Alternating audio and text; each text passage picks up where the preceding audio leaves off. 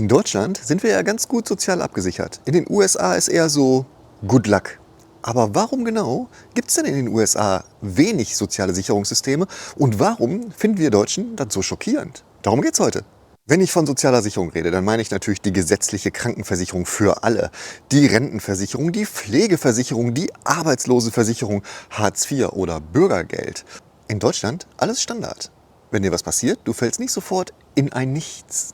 In den USA dagegen ist vieles privat organisiert. Die Krankenversicherung meist über den Arbeitgeber, Arbeitslosenversicherung ganz, ganz selten kriegst du was ausgezahlt und die Rentenversicherung, da musst du dich mal schön selbst drum kümmern. Aber warum genau ist das denn so in den USA? Das hat ganz viel mit der Geschichte zu tun, mit der Mentalität hier. Denn hier herrscht der Vorsatz, der Staat mischt sich so wenig wie möglich ein. Ich bin für mich selbst verantwortlich. Die Freiheit steht hier vor der Sicherheit.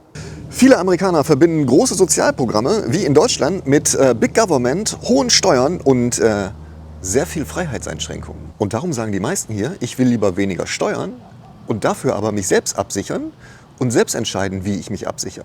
Für uns Deutsche ist das mindblowing, denn wir sind mit diesem Krankenversicherungssystem aufgewachsen. Wir sind damit aufgewachsen, dass der Staat einspringt, wenn es uns mies geht. Und wir sind damit aufgewachsen, dass der Sozialstaat ein Grundpfeiler dieses Systems ist. Für mich ist wichtig zu erwähnen, es ist nicht schwarz und weiß. Es ist nicht so, dass Deutschland super ist und USA doof ist. Das kann man überhaupt gar nicht sagen. Denn in den USA, und das kriegen wir hier sehr, sehr gut mit, gibt es eine hohe Hilfsbereitschaft. Gibt es viele Communities, die zusammenhalten. Es gibt eine hohe Spendenbereitschaft. Es gibt viele Kirchen, die helfen. Der Zusammenhalt hier, habe ich zumindest den Eindruck, in den USA ist deutlich höher, wenn es einem schlecht geht oder wenn es Menschen schlecht geht. Und jetzt mal ehrlich, in Deutschland wird gemeckert über die hohe Bürokratie, den hohen Bürokratieaufwand und die hohen Sozialabgaben. Aber die Grundprinzipien, die sind ja klar. In Deutschland, der Staat kümmert sich, wenn es dir schlecht geht. Und in den USA, der Staat hält sich immer raus. Dafür musst du dich aber um dich selbst kümmern. Was ist denn jetzt gut und was ist denn schlecht, kann man gar nicht sagen.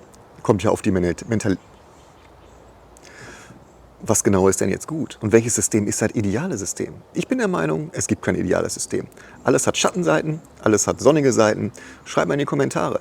Was meint ihr denn dazu?